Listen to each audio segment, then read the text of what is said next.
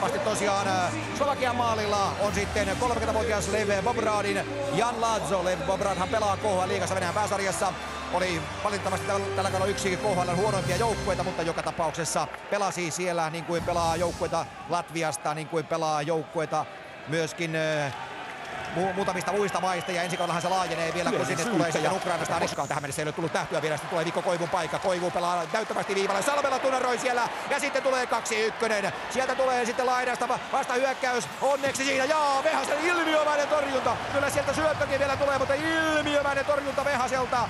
Libor Hudacek tarjoilee sinne maalin kulmalle, ja oliko siinä lähellä. Immonen nappaa kiekon itselleen viime kevään maailmanmestaruuskilpailujen pisteperustin ykkönen. Rangaistus Slovakialle tulossa, Suomi ottaa 6. kenttämälän jälleen. Kiekko siihen paikalle, ja siitä sitten Pesonen uudestaan, ja Pesonen jyräyttää kiekon näkkyyn! Pesonen jyräyttää lusikapuolelta, ja Suomi tulee ottelussa johtoon siirrytyn rangaistuksen aikana. Ja Anne Pesonen leipoo siinä hetken aikaa ja yllättää Jan Lazon. Ja kyllä täytyy sanoa se, että tässä on mielenkiintoista nähdä, miten Lev Bobradin maalivahti kestää tämän vyörytyksen. Janne Pesonen! Ottelun karvaa siellä ylhäällä.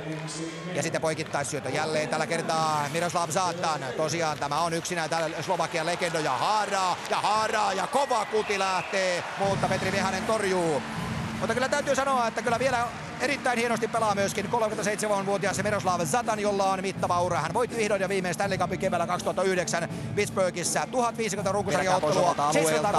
Sitten Granlund keskustaa todella vaarallisesti ja Haara laukoo, ja nyt on kyllä maali lähellä. Loistavasti pelaa siinä tilanteessa Anssi Salmela. Siinä tuli Mikael Granlundilta kyllä täydellinen hassi ja Haaran hirmukuti, ja sitten pelastavana enkelän siinä Anssi Salmela, ja tällä tavalla saatiin peli poikki ja Haara lähtee jo sinne ja samaten tulee myöskin pelikatko, mutta siinä oli tullut todella puolivahingossa passin ja sitten lähtee hirmuinen piiska sieltä, ja sen piiskan pystyy Vehanen torjumaan, ja sitten maalin edessä näette kuinka näin lähellä se on.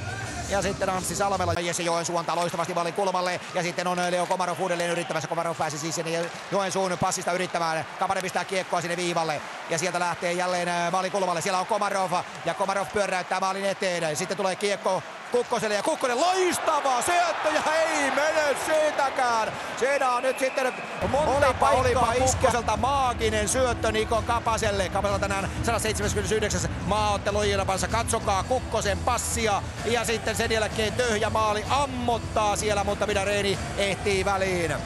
Kapanen, jolla on 1 maailmanmestaruus, 2 hopeaa, 2 pronssia, 10 MM-turnausta menossa. Kapanen maalin takana, sitä takaisin Kontiolalle, maalin edessä on Komarov, ja sitten poikittaa syöttö on hieno, ja hirmuinen tälli tulee mäen päältä, mutta hyvin torjuu Lazo.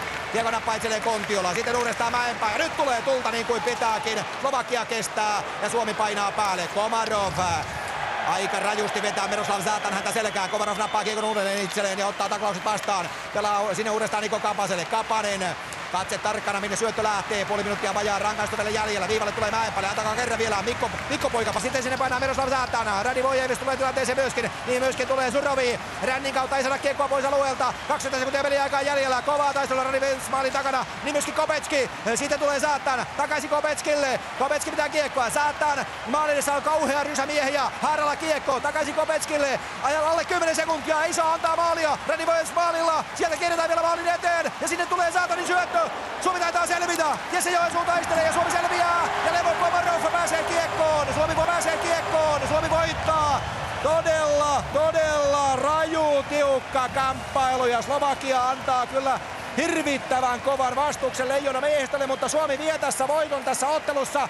Ja Petri Vehanen Suomen maalilla, loistava peli. Joka tapauksessa tärkeintä on se, että voitto tulee. Se voitto tulee Janne Pesosen maalilla. Ajassa 7.32 syöttäjät Mikael Granlund ja Jarkko Immonen. 2 peliä, 2-1 voittoa, joten dramatiikkaa, draamaa.